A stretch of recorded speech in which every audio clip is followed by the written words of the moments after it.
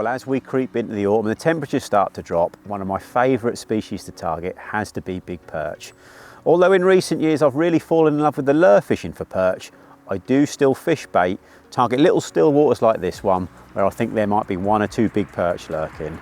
So in today's quick bite, I'm going to give you a few tips on how to get more perch on the bank when you're ledgering with bait. So the first thing we'll talk about is the rig itself, and it's really simple.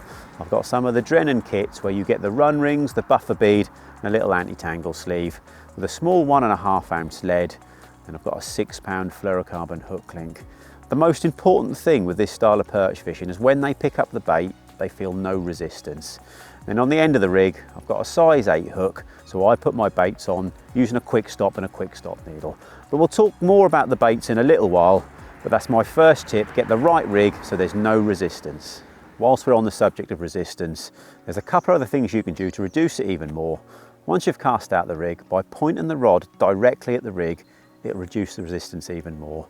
And then as well as that, fish a very light bobbin on a nice long drop. And the reason you do that, as that bobbin's lifting up, you can get to the rod before it reaches the blank of the rod. You want to pick it up and strike before they feel the resistance of the bait runner. So once those rigs are in position, you need to feed the swim. And my favourite bait to attract the perch has to be red maggots. And this does 2 things. This attracts the perch into the swim, and it attracts the small silverfish that the perch like to eat.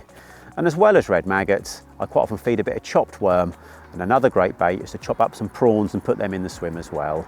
And these lakes are quite small that I fish, so I can just feed the swim via a catapult. So the last thing we need to talk about is the hook baits themselves. Now there's 2 that stand out above the rest for me, and that's lobworms and prawns. Now when I use the lobworms, I've got a great little tip. There'll be a lot of mess and a lot of leaf matter on the bottom of the lake this time of year.